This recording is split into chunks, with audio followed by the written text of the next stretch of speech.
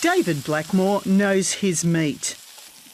A fifth-generation farmer, he's pioneered the production in Australia of 100% full-blood Wagyu beef. Ginny, this is marbling. This is Wagyu cattle, and this is the marbling and sets them apart from all the other breeds. But this farmer, who has won accolades at home and abroad for his farming practices, was at risk of being forced off his farm. Following complaints from his neighbours about noise and smells, the local council told him he needed to apply for a permit. Then 2 months ago, they voted against giving him one. This issue is way bigger than David Blackmore and the Murrumbidgee Shire. The regulations around the right to farm for Victoria were done 30 plus years ago. 30 plus years ago, nobody's farming the same way now. Overnight, Blackmore Wagyu became the poster child for an issue that's become known as farmers' right to farm. The state government was called on to intervene. Well, some people seek to frame it as a right to farm issue, but for us, there is no question that we must ensure that the planning framework under which councils have to operate is clear, that we have in place a clear definition of what intensive farming is, because clearly farming is changing, and changing quite rapidly. Come on. Steady up. David Blackmore has farmed here at Alexandra, northeast of Melbourne, for the past 12 years. He's won accolades for his innovative farming methods. Get up. There's no doubt that David Blackmore's product is so good because of David. You know, the genetics are right, the feed regime's right. Now the feeding regime especially, like, you know, they are eating grass, they're grazing in the paddocks. He's getting a better return because they're a happier animal. So to me, this is real world benchmark farming. Come on. Oh, it's absolutely fantastic. And what better compliment can a producer get when your customers want to fight and keep you going and keep you alive?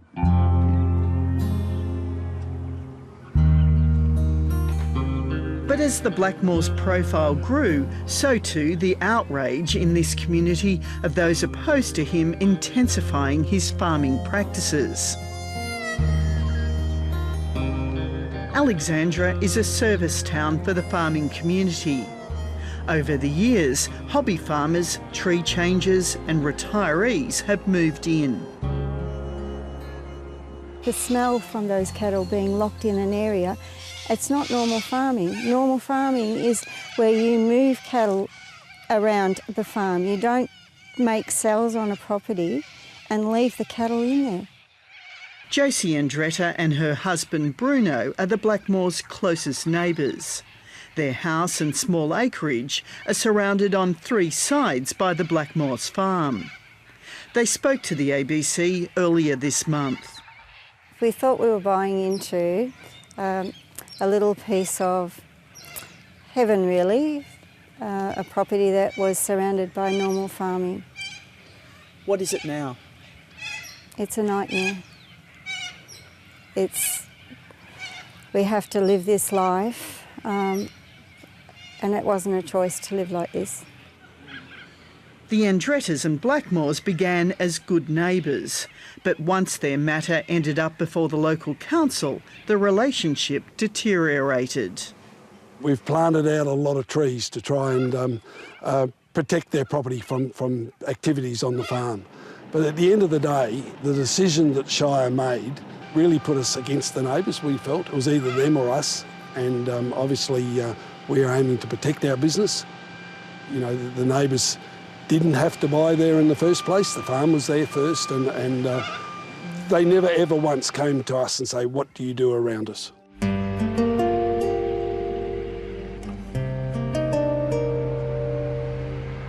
When David Blackmore decided to move his cattle out of conventional feedlots and bring them home, he first bought more land.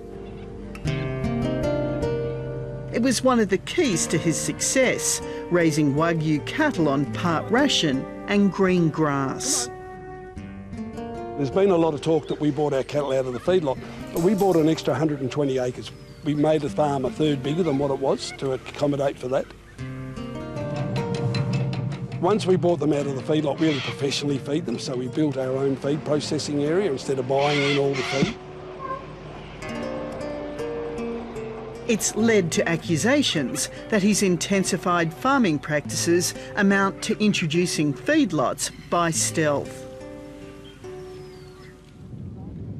Angus beef breeder Stephen HANDBURY, a relative of Rupert Murdoch, comes from the farming side of that family. His Angus stud lies across the river from the Blackmores. David's got an exceptional beef brand, reasonably good beef operation. Just disappointing that he's chosen that area to change from farming to intensive feeding. Stephen HANDBURY was one of the dozen complainants who objected to a permit being issued to the Blackmores. He told the ABC choosing to speak out against a fellow farmer was no easy matter, but his neighbour's intensive farming methods raises serious environmental concerns. So I said, well, hang on a second, where's this all going? So in a feedlot, and this is why I say it's got all the benefits of a feedlot, because he can feed his contained cattle, he can manage their weight gain, do all of that, produce the product he wants to produce, but it has none of those checks and balances. I mean, your feedlots have got very, very specific nutrient management controls in place. This site doesn't have that. So you've got no way to control or manage that nutrient load. David Blackmore says he does have controls in place and he's looked to overseas for guidance. We looked at Holland, because Holland has got the most strictest conditions there. And they took a completely different approach. And what they did is that they said, OK, we need you to test the soil, we need you to test the water once a year. You only have to report every 5 years, because that took out the variances in the different seasons and things. With his livelihood under threat, David Blackmore turned to his customers. A social media campaign led by celebrity chef Neil Perry and joined by other high-profile chefs at home and abroad put the issue front and centre in the public domain. Yeah, look, you know, I'm just so shocked. I hope to get 20 or 30,000 signatures. I hope to get a few media interested in, you know, this farmer in Australia who's taking, you know, getting the right to farm taken away from them. But I never expected in my wildest dreams for so many people to become so passionate about it. After years of trouble on farm, the Victorian government was pushed to respond. We have been inundated with phone calls and emails. People have contacted myself and Minister WYNNE through our Facebook pages and through Twitter messages. This has, I think, crystallised people's thinking around the issue of where community interests and producers' interests come into conflict. Victoria's Agriculture Minister has now joined forces with the state's Planning Minister, who will personally review the Blackmore's case. It is really clear now that there is significant change in the way that farming is undertaken, not only here in Victoria but indeed nationally, and we want to ensure that we do have a very viable and productive agricultural sector. But a bigger review is now underway with a tight December deadline to report back, as this is an issue affecting numerous other producers in the state. Intervention by the state government has won the Blackmores a reprieve from having to defend their livelihoods in court. Across the state, an increasing number of farmers have run into regulators after clashing with neighbours over noise, smells and other issues. At the heart of the matter, rural zoning laws are at odds with governments urging farmers to become more productive. For the Victorian Farmers Federation, the Blackmore's case has highlighted an issue of increasing concern across the state. Just what is intensive farming and under what regulations it must fit? Hey Peter, how are you? David, good to meet you. Welcome to the farm. Thank you for letting me come here, and it looks absolutely fantastic. Well, let's go and have a look around the farm. Perfect. So Peter, this is the neighbour's house, which is actually right in the middle of our farm. This farm was originally 3 dairy farms, And somewhere along the way, many years ago, somebody split that house out of that farm, a house and a handful of acres. It's an unfortunate set of circumstances, but you have the right to farm here. It's a farming zone, it's an agricultural area. We're surrounded by hills, grass, cattle. I feel sorry for those people, but you have the right to run your business same as anybody else would.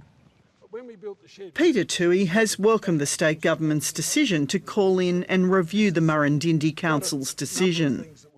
I was encouraged by the decision by the Minister because we see it as a really big issue and as part of a greater issue around developments on farmland. We see intensive or extensive animal production is going to increase into the future. We see the need to change regulations to make it much clearer for people trying to run their business on agricultural land.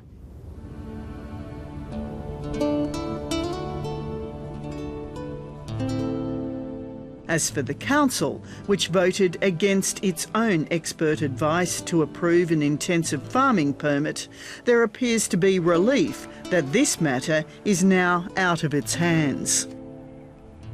I think from the beginning I've said it's a complex issue, and not just for us but for many councils across Victoria.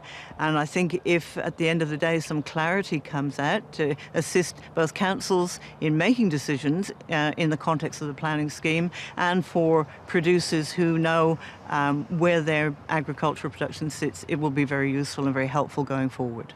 that was really stressing me out. For David Blackmore, it's been a trying couple of years. Going to court was really, really scaring my wife and myself as well, but especially Julie.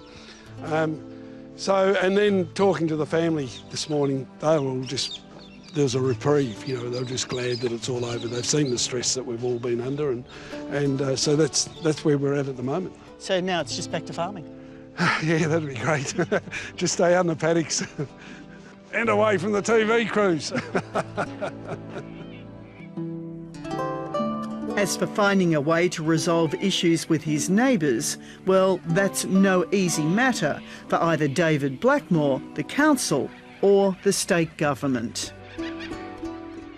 This is the nub of the problem. We can't have a food and fibre strategy. We can't have an industry that the government is very keen to grow and support that is constantly being stifled in its attempts to grow at every turn.